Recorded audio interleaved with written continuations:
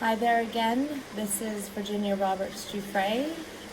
You know me as the Epstein survivor who speaks out about the trauma he caused me and so many others, and Ghislaine Maxwell and the other co-conspirators who have yet to be taken down. I think we're doing a really good job getting there. The Justice Department is finally doing their job. We have to keep the pressure on. If we don't, then we are just subjecting our children's future into what I went through, and we can't let that happen. I want to do a kind of a special video with you guys and introduce you to the person other than my children and my dog who matters most to me. This is Robert Dufresne. This is my husband. We've been together for nearly 18 years in October. We met in Thailand, and he was the first person who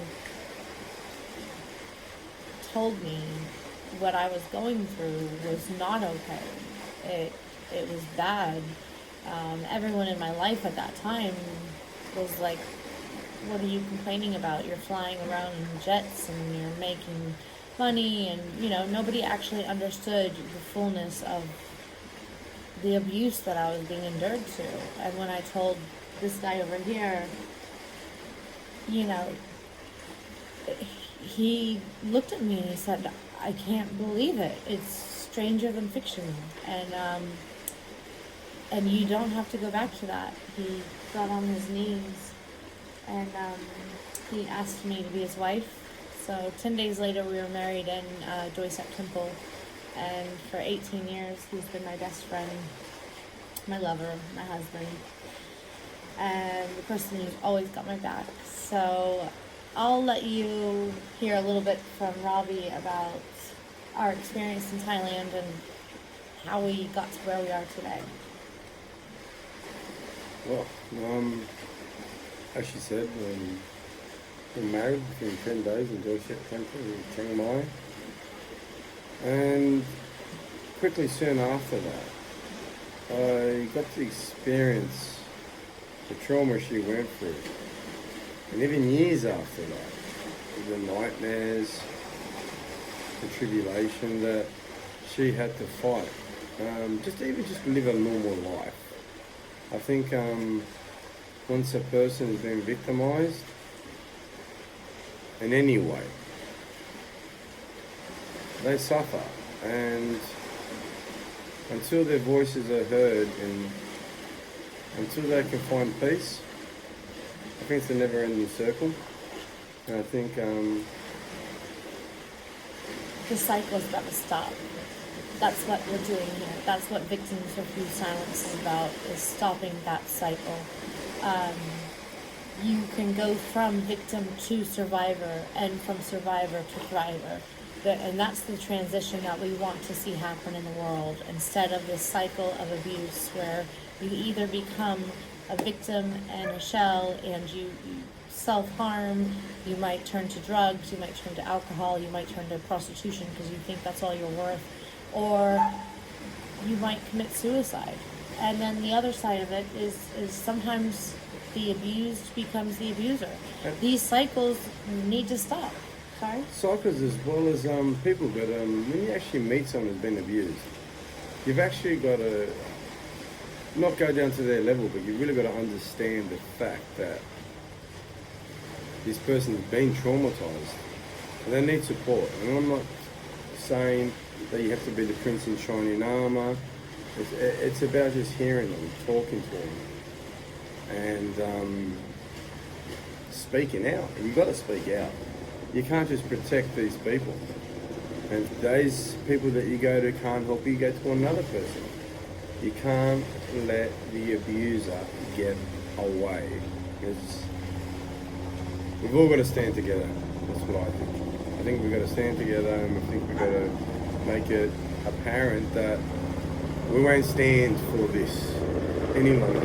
Sorry, there's a chopper going past. 1 second. I think it's heading that way, but No, you're absolutely right.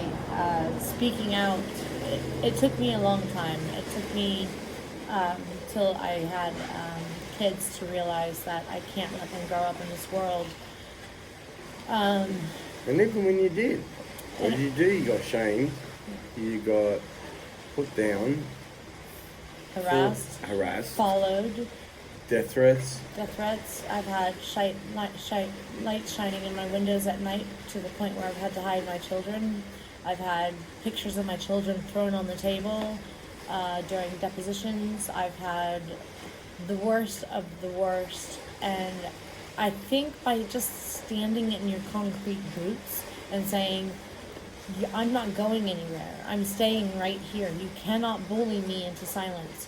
We need to be strong. I know it's so hard, guys. I really, really do. I understand it. But stand up.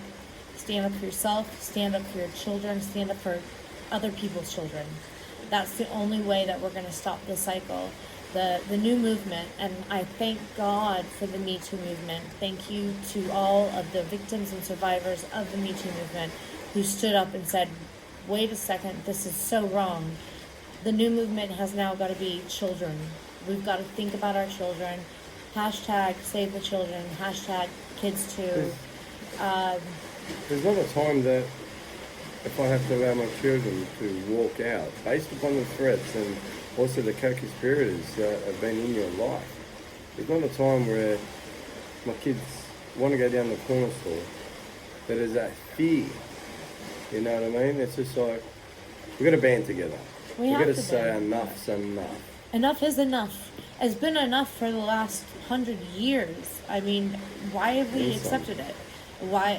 It's the corruption. It's the man behind the curtain is what I like to call it. And we need to expose that man, and that man's got to go away because our children matter more than anything in the world. We need the court systems to man up.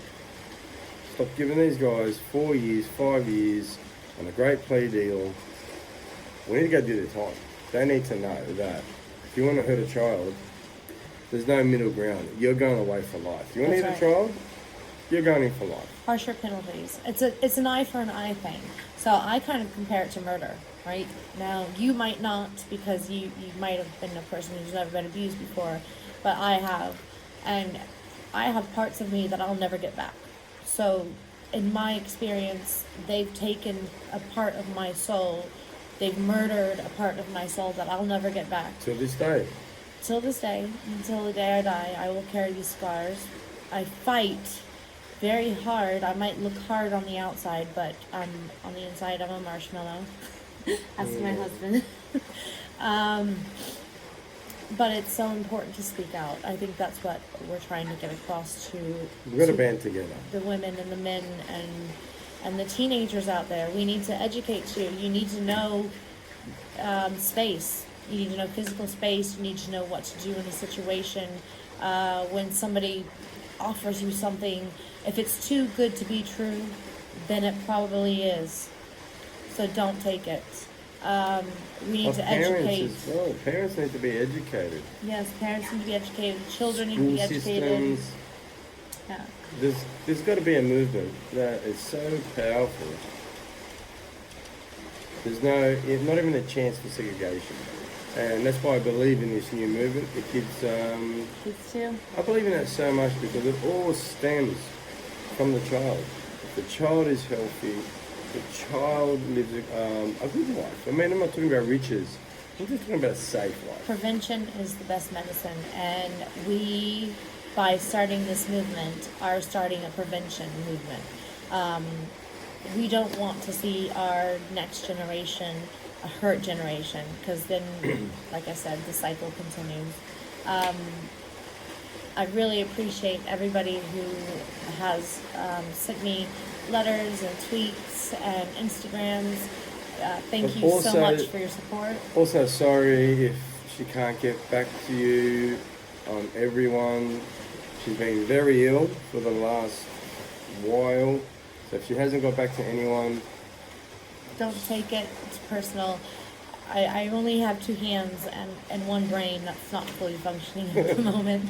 Yes, it is. Okay. Yes, it is. And I'm doing my very best, but my love is for all of you. It really is. I have a deep, deep connection to everybody who sends me their love, and I appreciate it. My husband appreciates it. Like I say My on kids Twitter, appreciate it. like I say on Twitter, mate, the support that she's been getting over these last 5 years has been incredible. I'm not a online kind of a person, but I see what my wife, the support that she gets, is a beautiful thing. To see so many people out there wanting the same change, and I think that's the key word. We want the same change. And if we can just band together, stand up, and unite. Yeah. I mean, these people work for us. These government officials, these boards, they work for us. So if we can just band together, we tell them what we want. Not the other way around, guys. We've got to band together. Strength in numbers. That's right. And we outnumber them. We forgot that a long time ago. I don't know how or why. Maybe we've been, dumbed down by TV and blah, blah, blah, blah, blah. But right now we need to all focus on the fact that they work for us. They owe us the rights to be able to have a Be safe. have a safe life. Our children should have a safe life, and to know that if something happens to us, that the perpetrator is going to be held accountable. Accountability for our actions. We get taught this from children to primary school to high school. I know you guys in America call it something different, That's okay. but that word accountable, it's been used a lot lately, and I think we can't lose the meaning of it since we're children. We're accountable for our actions. And I want to leave you with one last thing. Love heals everything. I really mean that. Love yourself. Love yourself first. And trust. Trust that there are others out there that will believe you and hear you and listen to you and love you. You deserve love. Yeah. And You do. thank you. Thank you. Thank you for listening to me and Robbie, and I hope you enjoy the fundraiser day. Donate, donate, donate. We are trying to build our first health and wellness center. There's some pretty cool items up for grabs in the fundraiser, so $5 a ticket, and you might end up with something pretty cool. But yeah, thank you so much for watching, and I hope you enjoyed this, and there's more to go, so skip to the next one. All the best.